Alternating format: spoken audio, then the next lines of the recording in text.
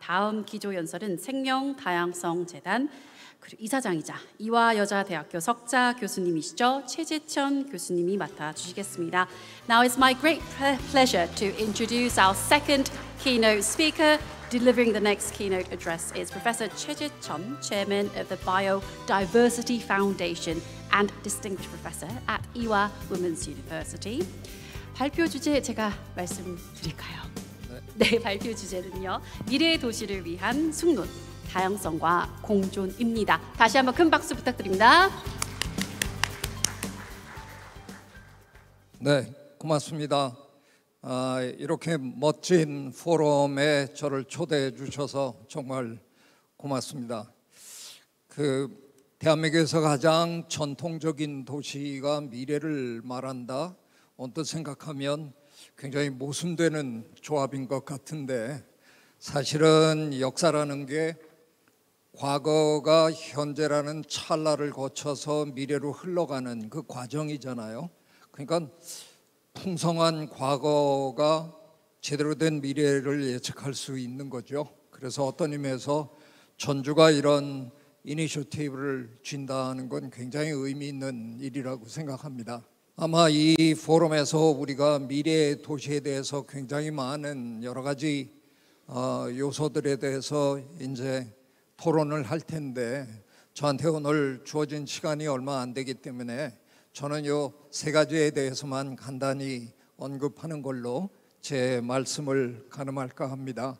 기후변화, 그리고 고령화, 또 AI 기술이 과연 우리의 도시의 미래를 어떻게 바꿔갈 것인가, 거기에 대해서만 한번 제가 잠시 말씀드리도록 하겠습니다. 오랫동안 우리가 겪어온 환경 문제들은 전부 국지적인 문제들이었거든요. 산불이 나도 어느 지역에서만, 우리는 금년 초에 경상북도 지역에서 큰 산불을 경험했습니다. 환경오염이 일어나도 옛날에 일본의 미나마타 현에서 벌어진 수은 중독, 일본 전역에서 벌어진 게 아니라 어느 작은 포구에서 벌어진 일이잖아요. 태풍이 불어도 그렇고. 환경 문제는 거의 언제나 지역에서만 벌어지는 국지적인 문제였습니다. 그런데 어느 날 갑자기 전 지구적인 문제가 등장을 한 거죠. 물론 기후변화라는 게 지구의 역사에서 지금 처음 있는 일은 아닙니다. 하지만 지금 숨쉬고 살고 있는 우리들은 처음 겪는 일이잖아요. 지금 이 순간 지구에 살고 있는 생물이라면 누구도 기후변화의 영향권 밖에 있지 않습니다. 모두가 함께 지금 겪는 전지구적인 글로벌 이슈가 된 거죠. 그 얘기는 뭐냐? 모두가 함께 겪는다라는 얘기는 모두가 함께 풀어야 한다는 의미가 되는 거죠. 그래서 기후변화에 대한 대응책은 어느 한 사람이 아니면 어느 한 도시가 혼자 해결해서 되는 문제가 아니라는 겁니다. 그래서 전주가 세계의 모든 도시를 다 이끌면서 이 문제를 함께 풀어가야 된다. 그러면 참 좋은 일이 될 것 같다는 생각이 듭니다. 제가 최근에 그냥 제 입에 붙은 표현이 있어요. 툭 하면 자꾸 제가 이런 말을 하고 사는데, 재앙의 판도가 바뀐 것 같다, 그런 얘기를 제가 요즘 참 많이 합니다. 얼마 전에 우리는 코로나19라는 전대미문의 대단한 팬데믹을 겪었습니다.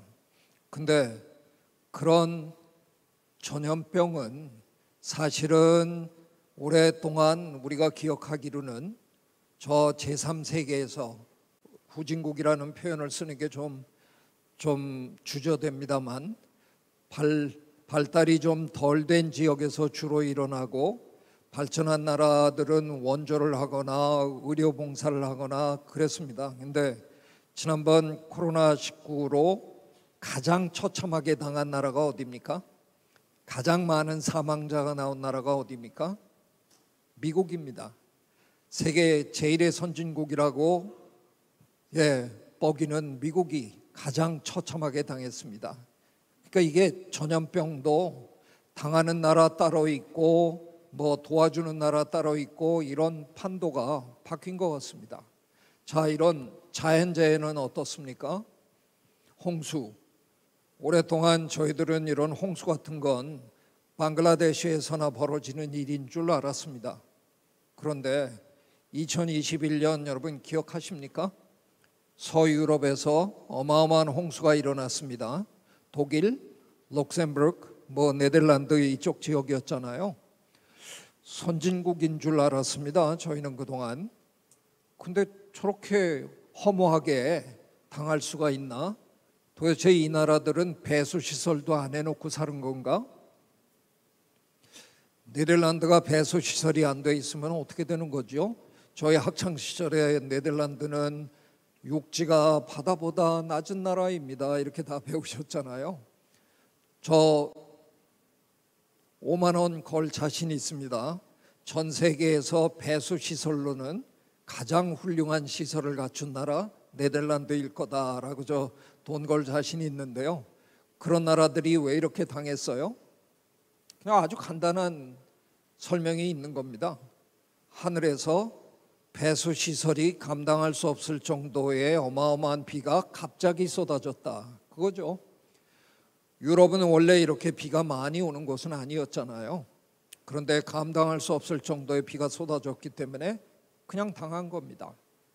네, 남의 나라 얘기할 거 아니잖아요. 우리나라 수도 서울에 해마다 여름이면 벌어지는 저런 일이 벌어지는 곳이 있죠. 서울의 강남역 주변 해마다 벌어집니다. 저 유명한 사진 2022년 여름이었는데요.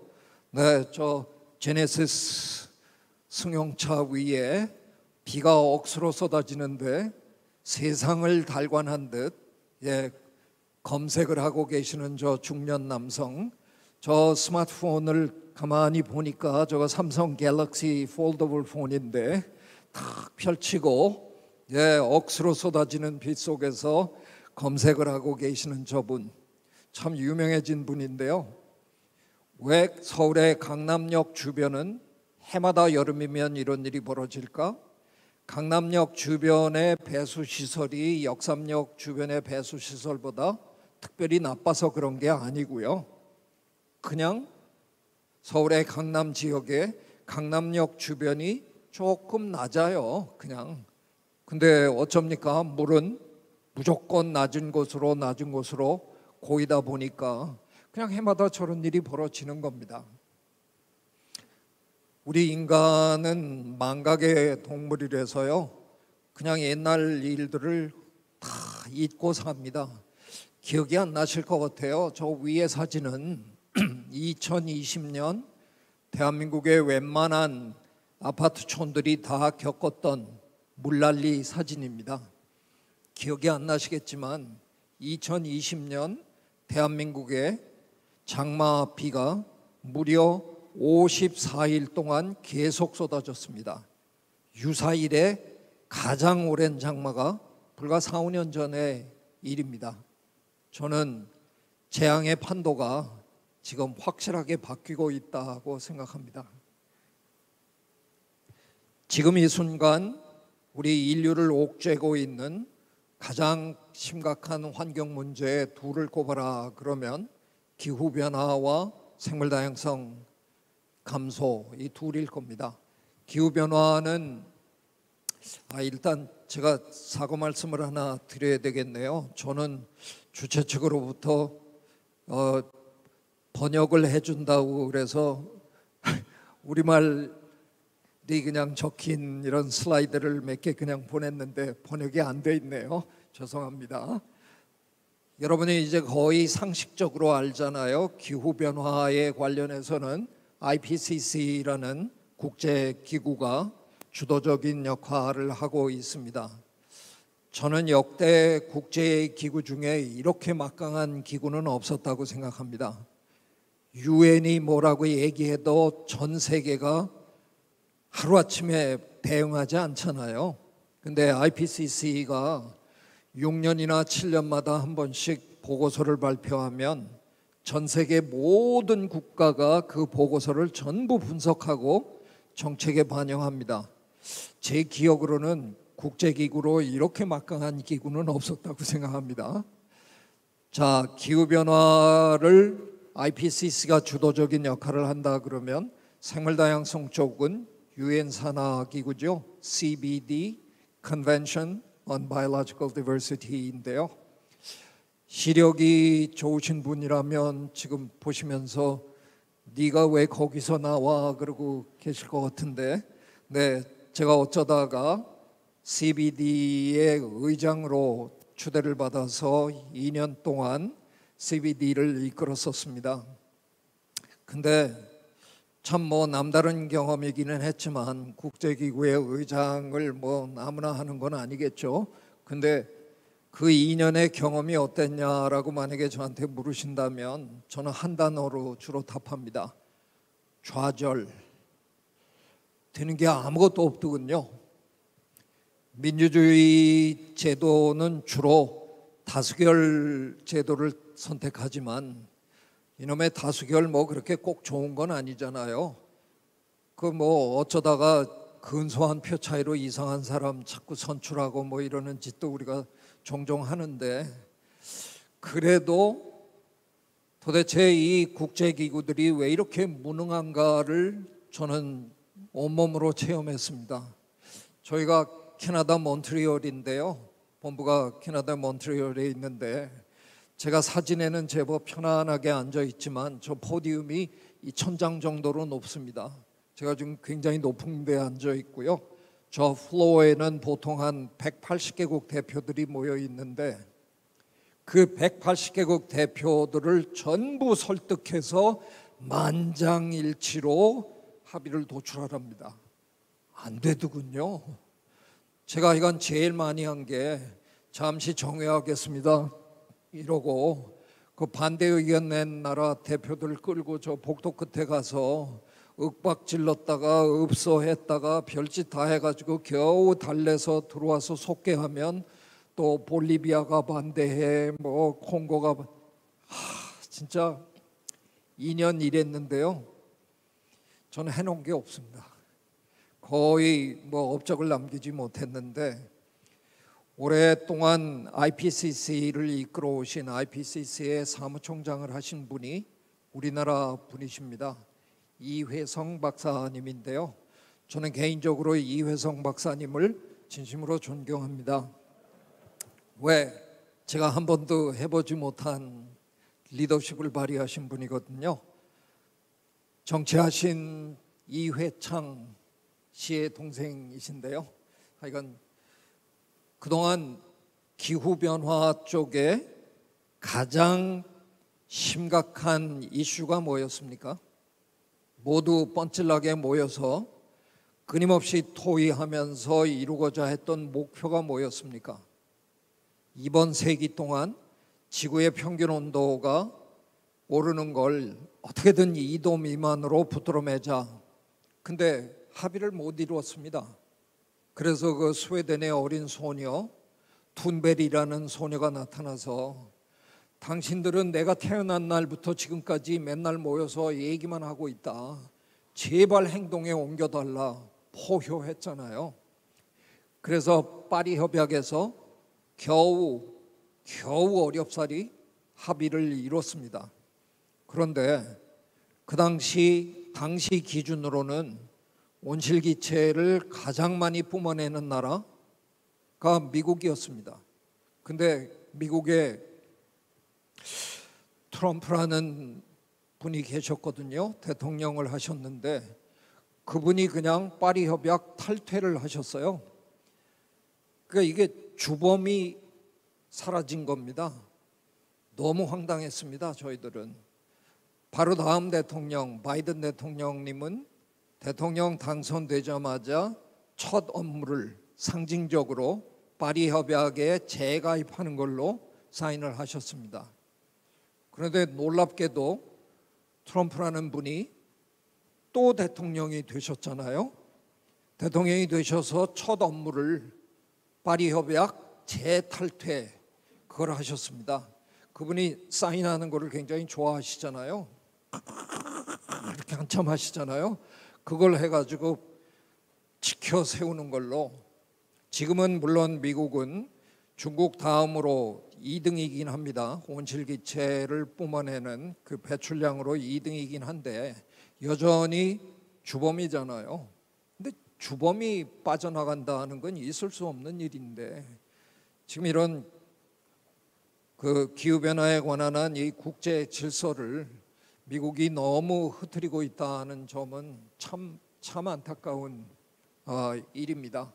그때 저희들은 생물학자들은 기후변화 쪽에서 이 이도를 가지고 이렇게 제대로 해내지 못하는 걸 보고 너무 가슴이 아팠습니다. 왜냐하면 저희들의 예측으로는 만약에 지구의 평균 온도가 정말 2도가 올라가면 지금 우리가 보고 있는 생물 다양성의 거의 절반까지 사라질지도 모른다 하는 예측을 저희들은 이미 내놨었거든요. 근데 그걸 어떻게 합의를 못 보고 저러고 있느냐, 2도도 너무 높다 하는 걸 저희들은 열심히 얘기하고 있었습니다. 2018년이었습니다. 우리나라의 인천 송도에서 회의가 있었는데요. 저도 거기 참석했었는데 제 기억으로 167개국이 모였었는데 우리 이회성 총장님께서 사전에 그 167개국 대표들을 거의 다 개별 면담을 통해서 미리 설득하시고 그 회의에서 저 온도를 2도가 아니라 1.5도로 합의를 이끌어내는데 성공하신 겁니다. 그러니까 그 어마어마한 리더십에 제가 존경을 표하는 겁니다. 한 국가 내에서 리더십도 얼마나 힘듭니까? 근데 국제기구에서 리더십을 발휘한다는 건 이건 상상하기 힘든 일입니다. 거기 모인 분들은 정말 악착같이 자기 나라의 이권만 주장하기 위해서 모이신 분들이거든요. 그분들을 설득해서 중요한 이슈에 합의를 이끌어낸다. 굉장한 리더십입니다. 거기 과학자 패널에다가 저도 포함되어 있었는데 그렇다면 1.5도가 오르는 시점을 계산해 달라고 하시더라고요. 저 계산이 정확할 리는 없습니다. 저희가 여러 가지 정황적 증거들을 다 분석하면서 아마도 2030년에서 2052년 사이 언제쯤 되지 않겠습니까? 보고를 드렸는데 재작년에 6차 보고서를 IPCC 6차 보고서를 내시면서 저희들 뒤통수를 아주 심하게 가격하셨습니다. 저 시기가 10년 앞당겨진다라고 6차 보고서에 내셨습니다. 만약에 저 시기가 2030년인데 10년이 앞당겨지면 어떻게 됩니까? 2030 빼기 10, 2020 지났네요. 무슨 얘기냐? 기후변화의 엄청난 재앙 그 속으로 이미 우리는 걸어 들어간 시점인지도 모르겠다는 겁니다. 머뭇거릴 여유가 없다는 겁니다. 지금 이 순간 우리는 얘기할 때가 아니라 행동에 옮기지 않으면 감당할 수 없는 상황에 들어갈 수도 있겠다 하는 겁니다. 저는 그 엄청난 재앙이었던 코로나19도 결국은 기후변화의 영향 때문에 벌어진 일이라고 생각합니다. 많은 학자들이 그 의견을 공유하고 있습니다. 저는 생물학자이다 보니까 기후변화가 배후에 있는 거 저도 인정하지만 어떤 의미에서는 생물다양성 이슈였다고 생각합니다. 왜냐? 우리 호모사피엔스, 지금 제 앞에 앉아있는 이 동물 얘기인데요. 우리 호모사피엔스가 이 지구에 등장한 거는 한 25만 년 전 정도 되거든요. 근데 그 25만 년 존재 역사 내내 우리가 늘 막강한 그런 존재였나? 전혀 아닙니다. 한 만여년 전에 우리가 농경을 시작하면서 갑자기 막강해진 거지, 그 이전에 24만 년 동안에는 어디 있는지도 잘 안 보이는 별 볼 일 없는 하찮은 존재였습니다. 저희 생물학자들이 모여서 우리 호모사피엔스의 생태적 존재감을 한번 계산해 보기로 했습니다. 농경을 하기 전에 우리의 존재감이 어땠을까를 계산해 보고 지금의 존재감과 한번 비교해 보기로 했습니다. 과연 지금으로부터 만여년 전에, 농경을 하기 전에 호모사피엔스가 과연 몇 마리가 죄송합니다. 제가 동물학자라서 그냥 마리수로 세겠습니다. 몇 마리가 살고 있었을까를 논의를 하는데 뜻밖의 회의에서 마지막 결론이 사우스 코리아였습니다. 제가 그래서 사우스 코리아? 왜 이렇게 했는데, 아마도 그 무렵에 대한민국 인구 정도였을 거다라는 겁니다. 그러니까 지금으로부터 한 만여년 전에 지구의 호모사피엔스는 약 한 5천만 마리 정도가 흩어져 살고 있었을 거라는 겁니다. 여러분이 이렇게 한번 상상하시면 됩니다. 우리나라 사람들이 지구 표면에 일정한 간격을 두고 지금 서 있다 하고 생각해 보십시오. 하루 종일 걸어 다녀도 다음 사람 못 만납니다. 그 정도로 우리는 존재감이 없었습니다. 그런데 그랬던 동물이 농업혁명, 산업혁명, 정보혁명, 온갖 혁명을 다 일으키더니 지금은 80억 마리가 지구 표면을 바글바글 덮고 있습니다. 자, 만여년 전 우리가 농경을 할 때 5천만 마리의 무게를 계산하고 그때 이미 우리가 개고양이를 기르고 있었거든요. 그 무게를 합쳐서 그 당시 지구에 살고 있던 모든 포유동물과 모든 새들의 전체 중량, 토탈 바이오매스에서 우리와 개고양이가 차지하는 비율을 계산해 봤더니 1%가 안 됩니다. 그런데 지금 이 계산을 다시 해보면요, 저 80억 마리 곱하기 한 70kg 정도는 해줘야 되겠죠. 거기다가 우리는 지금 개고양이만 기르는 게 아닙니다. 소, 돼지, 말, 오리, 닭, 메추리, 이구아나, 타조, 뭐 별별 거 다 기르고요. 동물원에 온갖 동물 잡아다가 기르고 있고요. 저 같은 생물학자는 또 실험실 안에 또 동물 기르면서 실험하고 있고요.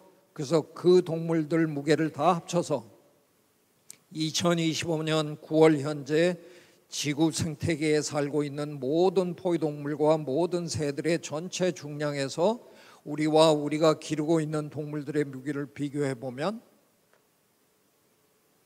96 내지 99%입니다. 자기가 1% 미만이었습니다. 그런데 불과 만년 만에 38억 년 지구 생명의 역사의 만년이면 눈 깜짝할 시간입니다. 그 눈 깜짝할 시간에 나머지 야생동물들을 1% 남짓으로 줄여버리고 완벽하게 지구를 장악했습니다. 그러니 저 야생동물 몸에 붙어 살고 있는 바이러스들은 얼마나 힘들겠어요. 끊임없이 이주를 꿈꿉니다. 언제든 나 다른 데로 가야 돼. 탈출해서 내려앉아 보면 거의 99% 인간 아니면 인간이 기르는 동물들이라는 겁니다. 이 엄청난 생물 다양성의 불균형, 이게 바로잡히지 않으면 앞으로 이런 일은, 팬데믹은 끊임없이, 확률적으로 끊임없이 반복될 수밖에 없다는 겁니다. 제가 시간을 좀 넘긴 것 같습니다. 조금 빨리 진행하겠습니다. 제가 제일 존경하는 다윈 이래 가장 위대한 생물학자였다고 칭송받던 윌리엄 해밀턴 교수님, 여러분이 그렇게 열심히 읽으신 The Selfish Gene, 이기적 유전자라는 책은 영국 옥스퍼드의 리처드 도킨스 교수가 자기의 이론만 가지고 쓴 책이 아니라 대부분의 이론적 배경은 윌리엄 해밀턴 교수님의 수학 논문에서 나오는 겁니다. 그 수학 논문을 일반인도 읽을 수 있게 쉽게 풀어 쓴 책이거든요. 해밀턴 교수님은 수학만 잘하신 게 아니라 문학을 굉장히 사랑하셨어요. 그래서 그 어려운 과학 논문에 문장들이 기가 막히게 문학적이었습니다. 그 중에 한 문장 제가 가져왔습니다. Nature abhors pure stands 이렇게 쓰셨어요. 저는 이 말을 우리말로 자연은 순수를 혐오한다 이렇게 번역합니다. 자연이 순수한 곳이라고 우리는 배웠는데 자연이 순수를 혐오하다니 자연은 결코 퓨어해지지 않는다라는 뜻입니다. 여러분은 코로나 와중에 다 보셨습니다. 우리 알파 변이로 시작했죠. 제일 먼저 나왔으니까 알파라고 이름 붙인 겁니다. 베타 변이 나왔었습니다. 델타 때 우리 굉장히 고생했어요. 많이 죽었어요. 델타 다음에 나온 변이가 뭐였습니까? 조금 긴 이름이었는데 기억 못 하시죠? 오미크론이라는 변이였습니다. 그때는 감기처럼 앓고 툴툴 터셨어요. 요게 1년 반 안에 벌어진 일입니다. 코로나 바이러스는 1년 반이라는 그 짧은 기간 동안에 3번의 변신을 거듭한 겁니다. 자연은 원래 이런 곳입니다. 끊임없이 변신합니다. 끊임없이 새길을 찾습니다. 끊임없이 다양화합니다. 그런 자연 속에 살아야 되는 이 제 앞에 앉아 있는 이 동물은 근데 제가 그동안 관찰해 보니까 다양성을 혐오하는 동물처럼 보입니다. 다양한 걸 별로 좋아하지 않습니다. 제가 지난 한 10여 년 동안 많은 분들에게 여쭤봤습니다. 왜 다양해야 하나요? 많은 분들이 다양한 목소리가 필요하다고 하도 그러시길래 그게 좋은 일인 줄 알고 여쭤봤는데요. 지난 10여 년 동안 저에게 흡족한 답을 주신 분이 단 한 분도 안 계십니다. 왜 그럴까? 미국에서 재밌는 설문조사가 있었습니다. 10여 년 전에. 숲에 가면 뭐가 그렇게 좋으세요? 라고 물었는데 저는 정글을 돌아다니는 사람이라서 저런 숲이 좋거든요. 근데 설문에 응답한 미국인 거의 80%가 어디 갔더니 메타소콰이아만 눈이 모자라게 펼쳐져 있더라. 오솔길을 따라서 은행나무가 끝없이 이어지더라. 호모사피엔스는요, 제가 그동안 관찰한 바에 의하면 다양성보다는 균일성을 좋아하는 것 같아요. 똑같은 나무가 반복적으로 서 있는 거를 엄청 좋아하세요. 자, 이건 또 어떻습니까?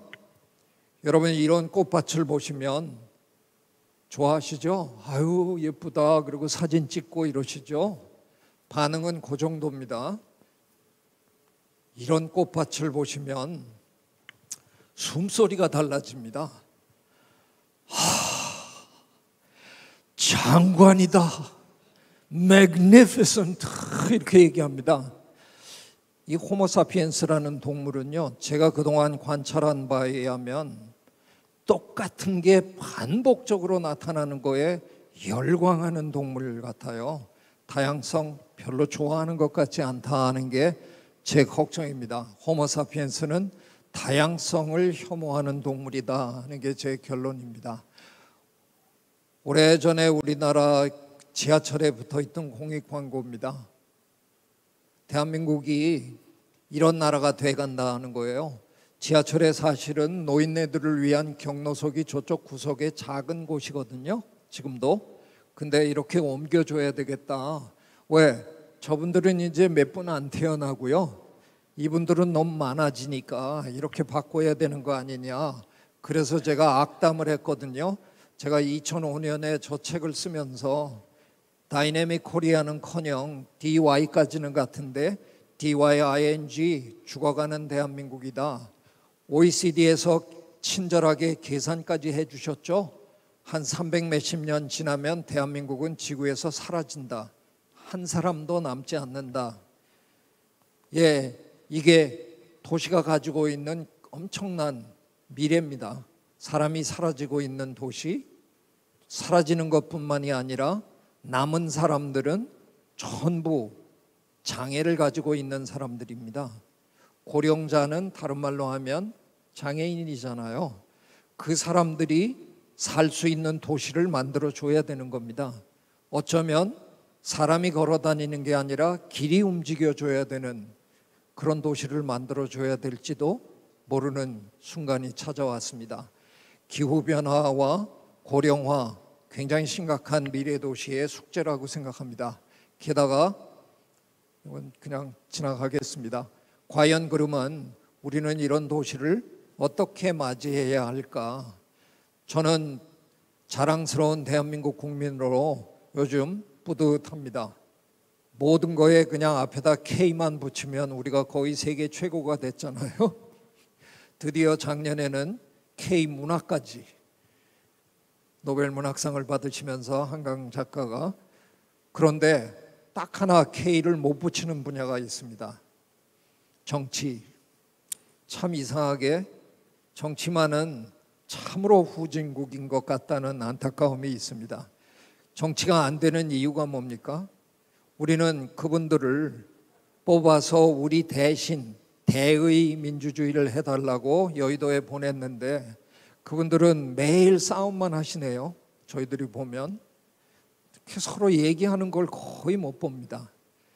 우리는 전 국민이 못하는 게 하나 딱 있습니다. 제 관찰에 의하면 마주 앉아서 얘기하면서 대화를 하면서 합의를 도출해내는, 그걸 못해도 너무 못합니다. 이렇게 탁월한 사람들이 모여있는 나라인데 왜 그걸 못할까? 저는 그것만 하게 되면 대한민국은 정말 지구상에서 타의 추종을 불허하는 멋진 나라가 될 것 같습니다. 한때 잘 나가던 우리나라 프로그램입니다. 백지연 아나운서가 끝장 토론이라는 걸 진행했거든요. 이건 제목부터 잘못된 겁니다. 토론은 끝장을 보려고 하는 행위가 아닙니다. 서양에서는 토론을 discussion is who is right, 누가 옳으냐를 결정하는 게 아니라 what is right, 무엇이 옳은가를 함께 찾아가는 과정이다라고 설명합니다. 그런데 우리나라의 토론 광경을 보시면 천편일률로 기어코 상대를 제압하기 위해서 그냥 깎아내리고 공격하고 이것만 합니다. 100시간을 토론해보면 뭐합니까? 배우는 게 아무것도 없습니다. 서로 존중하고 얘기하고 그러면서 미래를 만들어가는 그런 일을 우리가 해야 된다는 겁니다. 그래서 제가 20년 전에 우리 사회에 통섭이라는 화두를 던진 겁니다. 경계를 넘나들면서 서로가 서로를 이해하는 그런 노력이 우리에게 필요하다는 겁니다. 우리가 원래 못하던 사람들이 아니었습니다.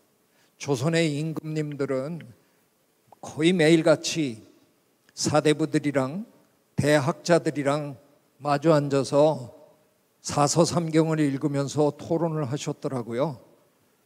조선의 임금님들은 나라를 통치하려면 나라의 석학들을 지적으로 제압할 수 있어야 나라를 통치할 수 있었습니다. 그러니까 우리가 원래 이런 걸 못하는 민족이 아니었던 것 같아요. 그러나 근대 사회로 들어오면서 이른바 주입식 교육이라는 걸 다 받는 바람에 완전히 우리는 저걸 상실해 버렸던 겁니다. 이제라도 우리가 이걸 좀 부활시켜서 좀 서로 마주 앉아서 얘기할 수 있는 그런 나라가 되면 저는 대한민국이 훌륭한 나라가 될 거라고 믿습니다. 함께 솟구치기 위해서는 함께 얘기해야 됩니다. jumping together를 위해서 talking together를 해야 된다.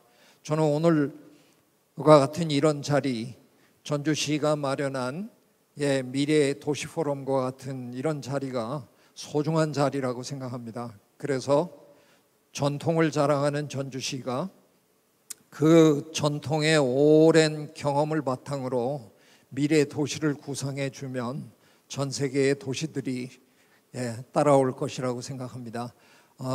오늘부터 며칠 동안 많은 흥미로운 토론이 이루어지기를 진심으로 기대합니다. 네, 고맙습니다.